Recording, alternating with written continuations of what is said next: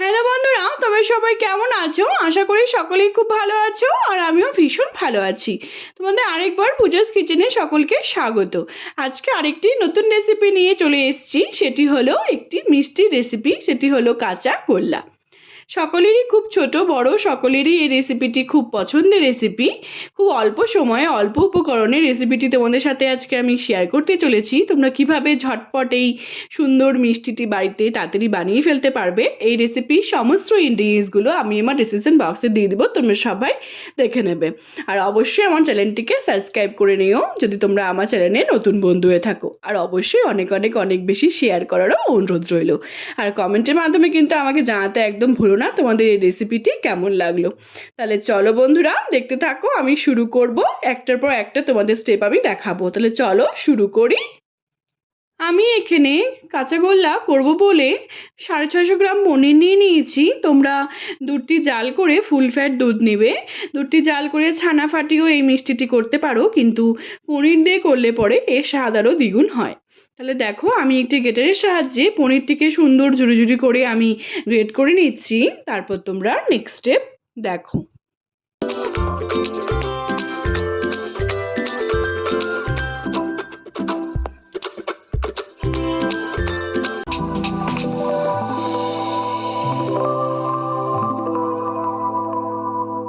পনিরটিকে সুন্দর করে আমি গ্রেট করে নিয়েছি। তারপর এই পনিরটিকে আমরা ভালো মতো করে হাতের সাহায্যে আমি একটু ম্যাশ করে করে ভালো মতো করে মেখে নেব।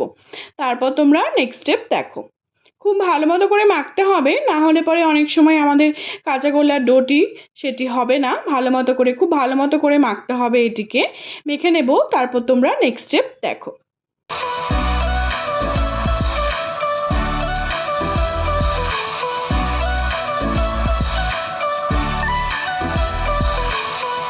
যখন আমাদের পনিরটি খুব ভালো মতো করে মাখা হয়ে যাবে, তখন আমি দুটো ভাগে এটিকে ভাগ করে নেব। একটা ভাগে একটু বেশি নেব আর একটা ভাগে একটু কম।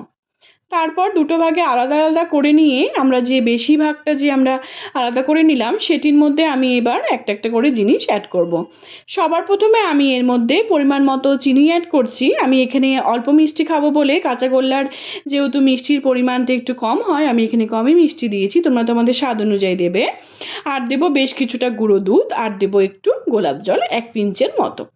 দিয়ে ভালো মতো করে সবগুলিকে ভালো মতো করে হাতের সাহায্যে আবার আমরা খুব ভালো করে মেখে নেব। তারপর তোমরা নেক্সট স্টেপ দেখো।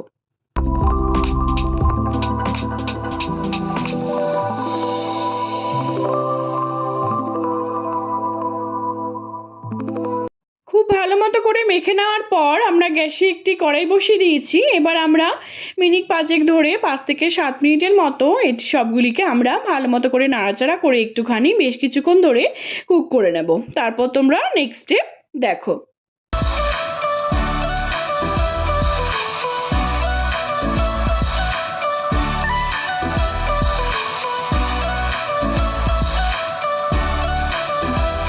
যখন আমরা এটিকে মিনিট 7 ধরে আমরা এটিকে কুক করব, তখন আমাদের গ্যাসের আঁচটি লো থাকবে, আমরা হাইয়ে করব না। হাই করলে পরে অনেক সময় আমাদের এটি জ্বলে যাওয়ার ভয় থাকবে।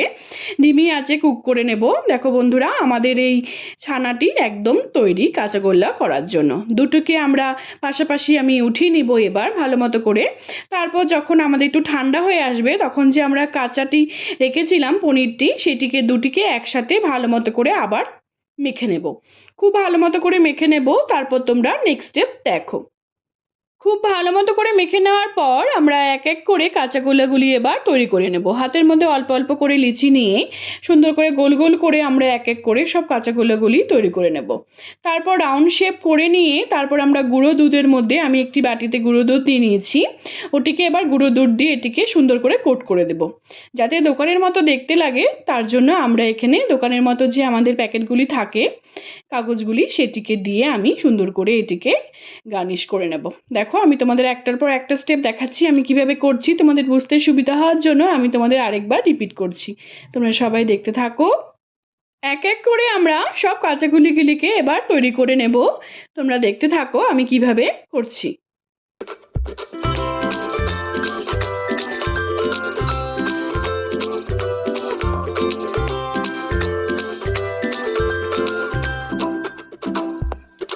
দেখো বন্ধুরা, আমরা এক এক করে সব কাঁচাকলাগুলোকে তৈরি করে নিয়েছি। কত সুন্দর লাগছে দেখতে। জাস্ট গার্নিশের জন্য আমি উপরে একটা একটা করে সব সুগার বল অ্যাড করেছি। কত সুন্দর লাগছে দেখতে। তোমরা চাইলে ড্রাই ফ্রুট বা গোলাপের পাপড়িও অ্যাড করতে পারো। তাহলে অবশ্যই বাড়িতে একবার ট্রাই করে আমাকে জানাবে তোমাদের এই সহজ পদ্ধতিতে কাঁচাগোল্লার রেসিপিটি খুবই অল্প উপকরণে কেমন লাগলো। যদি ভালো লেগে থাকে বন্ধুরা, তাহলে অনেক অনেক অনেক বেশি শেয়ার করার অনুরোধ রইল। আর তোমরা যদি আমার চ্যানেলে নতুন বন্ধু হয়ে থাকো, তাহলে অবশ্যই আমার চ্যানেলটিকে সাবস্ক্রাইব করারও অনুরোধ রইল। আমার ফেসবুকও আরেকটি রান্নার পেজ আছে সুইট কিচেন দিয়ে, সেটির লিঙ্ক আমি তোমাদের সাথে সবশেষে ডেসক্রিপশন বক্সে দিয়ে দিব। তোমরা সবাই দেখে নেবে, সেটিকে ফলো করার আর অনেক অনেক অনেক বেশি শেয়ার করার তোমাদের সকলকে অনুরোধ রইল। আর কমেন্টের মাধ্যমে কিন্তু আমাকে জানাতে একদম ভুলো না তোমাদের এই রেসিপিটি কেমন লাগলো। সবাই ভালো থেকো বন্ধুরা, সুস্থ থেকো। আবার নেক্সট ভিডিওতে দেখা হচ্ছে। টাটা।